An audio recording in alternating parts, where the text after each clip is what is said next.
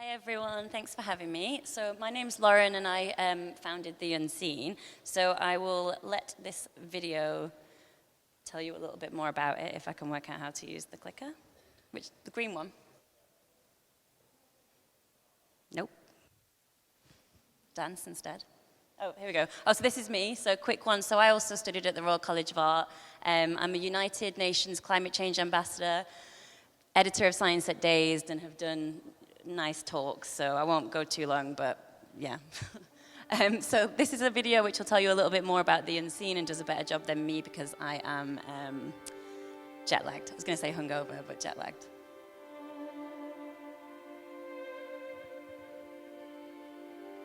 We believe in a world where pollution is made real when objects expose emissions. Where surfaces recolor at the flip of a switch.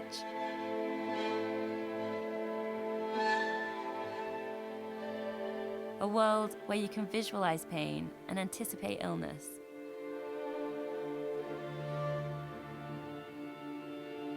Or see the strength within your body.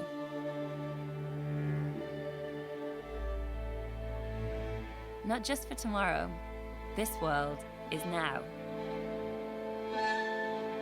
Today, we are creating a more intelligent future, combining science and technology with design.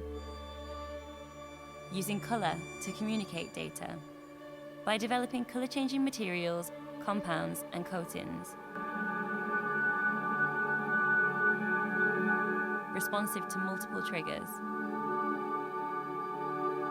We offer applications tailored to you in your world. To see is to believe. What will you see?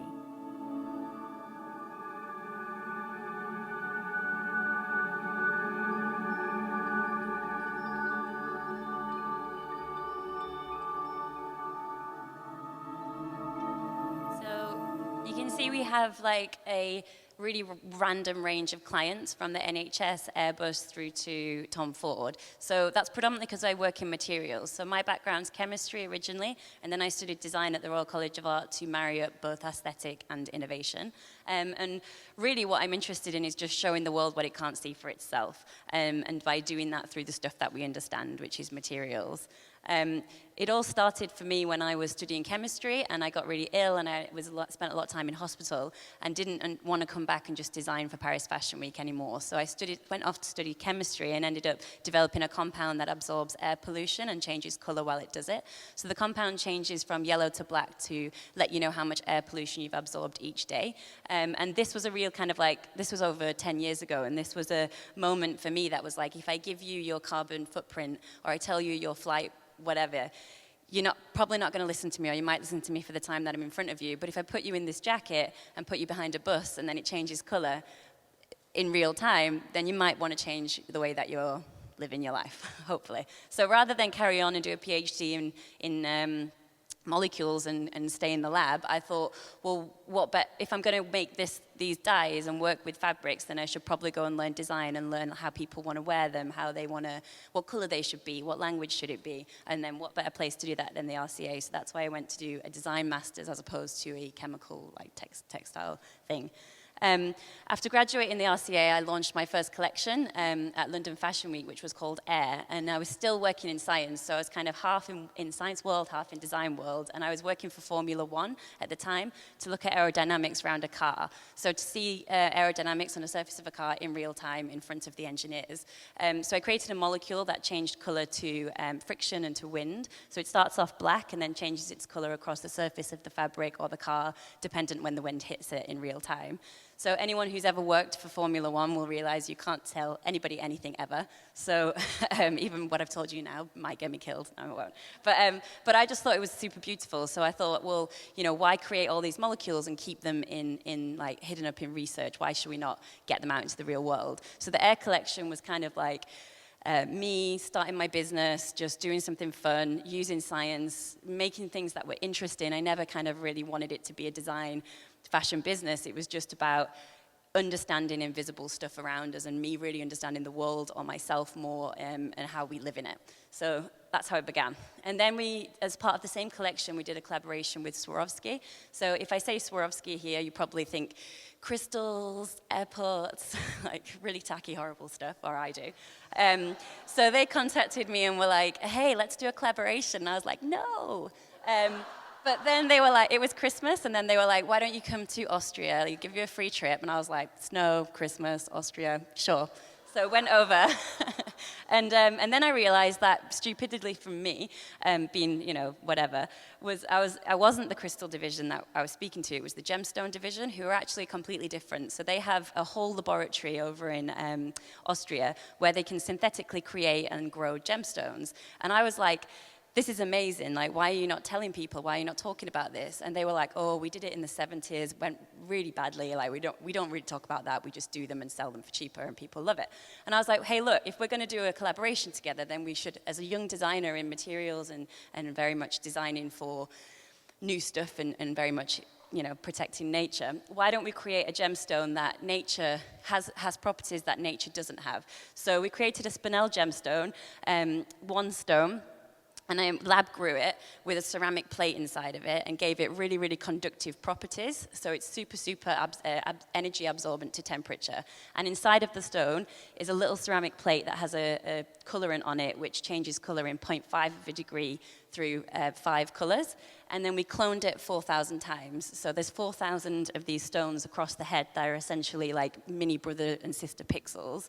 And then we worked with King's College in the neuro department to marry up thermoregulation, so thermo maps of the brain to where was active in the brain, and then placed it on the head, and these pixels changed their color dependent on where is active in the brain. So for me, this was not like anything like an MRI scan. It wasn't about that. It was just, again, as we've heard today, about how do we humanize this world of medical sensors and medical monitoring. And I always say on this piece, if you have a broken arm, you'll go to the doctors. But if you have a chemical imbalance, most likely we ignore it.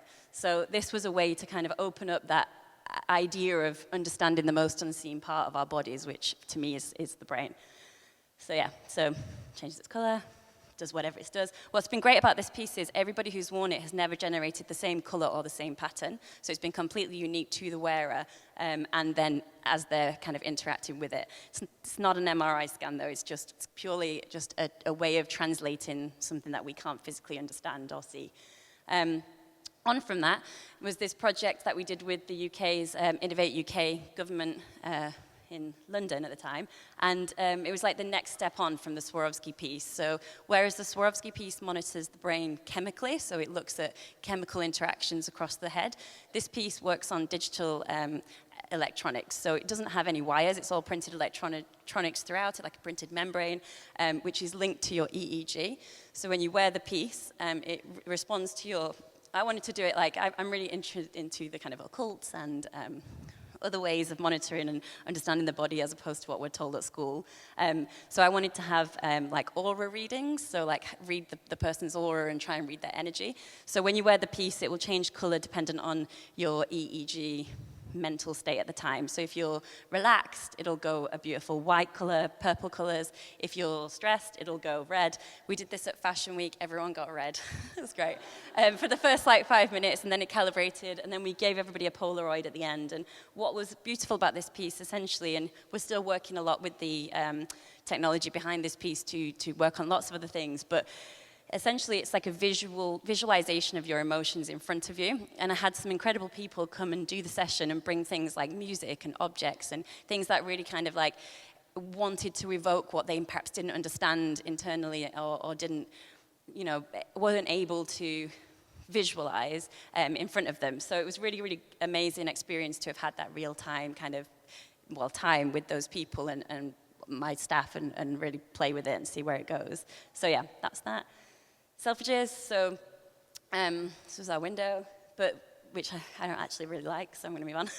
But so up until this point, this was like a year into the Unseen. The Unseen's only 5 years old, but this was a year into it, and then Selfridges, again, similar to Cute Circuit, I'm sure, saw our work, can't remember where, it's at Somerset House in London where we founded the company. And they were like, hey, can you do a collection? And we're going to put it between McQueen and Chanel on the shop floor. And at this point, we just created exhibition pieces. So we were like, how the hell do you create like a full collection? I'd never done fashion, I was doing textiles. But we gave it a go, and then we took the money off them and we're like, sure, let's make a collection.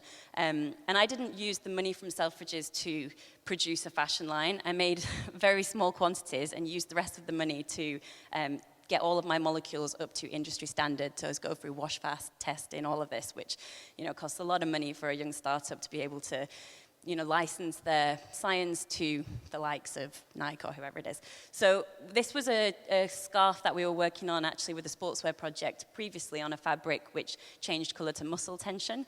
So looks at fatigue within the muscles and just sort of changes unique to each person. At the same time, I was also working on an NHS project for bandages, which change color around chronic wounds to let you know when you can change the dressing. So all of this research into creating a silk scarf that felt like a McQueen scarf, felt like a Chanel scarf, didn't detract anything of it, but had new science within it, actually then fed all of the research that we were doing for areas like the NHS and sportswear. So although it feels weird to put something like healthcare with Selfridges, is actually really not. When you think of the world in a material and the material as a translation language piece, then the world opens up a different way. Backpack changes color to its environment, does its own thing. I always thought that if you're gonna travel, then maybe you'll take a backpack. So this one has like a formula on it that depending on what city you're in, it just literally, you can't control it. It does its own thing. You can't decide what color it's gonna be. It will just do it.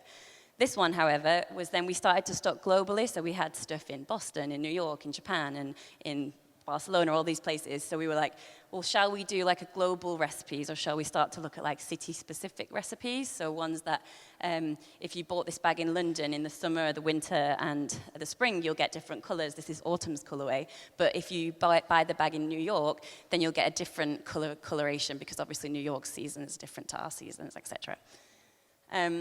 These just warm up the longer you have them on, so they're just like, the longer you have them on, the more colors you get, and then you take them off and they reset. Going through. Virgin, awesome project. So basically, again, they were like, do you want to come to the Mojave Desert and go on the spaceship? I was like, yes, absolutely.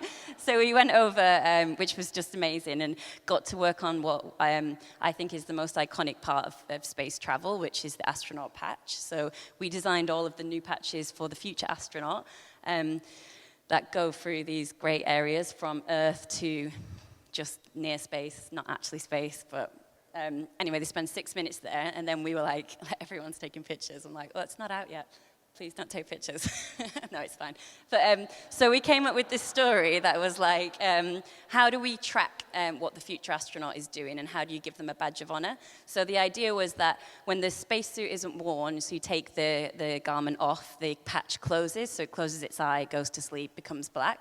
When you put the garment on and the spacesuit on, changes its color to the environment of Earth. So it changes to UV, to wind, to temperature, and constantly just fluctuates within its changing patterns. Then when you go to space, spend your 6 to 10 minutes in space, weather dependent, it breaks in a way to this Virgin Galactic blue, and then when you come back down from space, it remains Virgin Galactic blue, and then you have this blue patch. So it's kind of like a badge of honor that can only be attained through space. And everyone's always like, but how did you do that? Well, the great thing for us is that all we need is data streams to be able to program the chemical formulas to. And if there's one thing that Virgin have, it's a lot of data. So we spent a lot of time in their simulators and just looking for a red thread that connected all three of those universes. This was an early prototype. You can see the Virgin blue in the middle, but yeah, it's super cool. This is a project I did for the UN, not last year, the year before, around getting kids to connect back to nature and how we can really kind of pioneer the idea of women in science and bringing kind of kids back together to do some kitchen chemistry. So it's nothing like crazy, and we made it all open source, but it's essentially a line of t-shirts, and everything that I've shown you to date, people are always like, but why is it different than global hypercolor? So I always think that this is kind of like the most sustainable global hypercolor there is. So it's a fabric that we made that changes its color every time it's washed to the pollution level within the water. So we took it out. So I collaborated with an explorer called David, who, and and we launched it on the same week that Trump pulled out of the Paris Climate Change Agreement, which was about how we just get people active within nature. And when you take this t-shirt out, they start off purple at pH neutral, and then you wash it in whatever water source you're in. So this is, did London's, oh, okay, sorry, anyway. So the more alkaline, the more green it goes, the more acidic the water, the more red it goes. This is London's color. So I kept washing them, and they kept going, these are the colors, and I was like, why is it not going purple? And then I was like, oh, wash it in distilled water.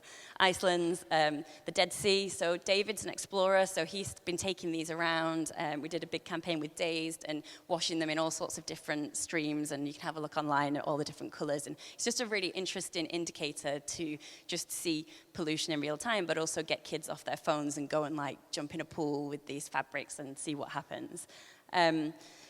Accidentally, we ended up in cosmetics 2 years ago because I did a lot. So my hair's short now, but it was like down here. And every time I'm in the lab, I'm not the safest chemist. And my hands, or I go outside, or my hair, everything just changes color. And like, oh, for God's sake. And then I was watching this film from the 90s called The Craft, which is like a witch film when she goes like this and she changes color of her hair. And then my housemate was like, oh, why don't you do that? And I was like, sure, why not? So it was Dazed said we do a piece. It was the first time that Women in Science and Fashion Week in London had landed on the same week, or the first time in however long, the last 7 years. So they were like, just do something around trying to encourage young women into science. So I was like, well, if girls are going to be interested in science, then maybe like cosmetics is a way into that. So we launched this video. Well, I say it's not going to change the world, it's changed my world, but it essentially is just a hair dye that changes color. So I'm always trying to do these like world profound projects. Then I did this, and overnight it got 70 million views, crashed our website, was trending #1 on Twitter, and we were just like, oh shit, like. And then they had like 8 of the world's largest cosmetic brands be like, hey, let's do this together. And we were like, it's just a concept. So we quickly patented it, and then went into business. So for the last 2 years, we've been creating a whole line of beauty cosmetics, and we own the only molecule in the world that's cosmetically approved that changes color in cosmetics and or responsive, let's say, rather than just changes color, because it does a lot of other stuff too.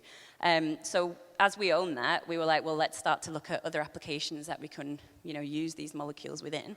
So Hathor was born, and Hathor is called Hathor because of the Egyptian goddess Hathor, and I love the Egyptians because so the makeup's beautiful, right? You see these Cleopatra kind of gorgeous designs around the eye. But then when you look into the history of it, you see that they didn't just wear it for aesthetic purposes, they were wearing it for medicinal purposes, so to stop eye infections or to protect themselves from the sun. So I was like, that's a really great narrative to the beauty brand that we're about to launch, is around it should be aesthetic, but it should also be purposeful and be able to give you products that currently don't exist. So this is one molecule which changes color to, can't remember which one this is, let me look. Okay, so Soul Shade. So this one changes to U, so it blushes. So we worked with the University of Portsmouth to thermo map all of the skin, and it changes color when you blush and then when you don't, etc. There's one then that's responsive to wind and to different temperature fluctuations across the skin. This is the second one, which is a self-forming freckle. It's quite hard to explain, but it's a serum that you put on, and then when you go out into the UV, it protects your skin. It's an SPF, but then it kind of freckles appear, so it gives you a sun-kissed look without actually damaging the skin. And there's going to be like various ways in which this is launched in like a more of kind of like a, be on for a week, or it'll just be like moving with the sun. But yeah, it's been a real fun kind of like 2 years working on concept stuff, but bringing it to reality globally, which has been stressful. I think that's it. Yeah, cool. Thank you very much, Ms. Bowker. Please be seated.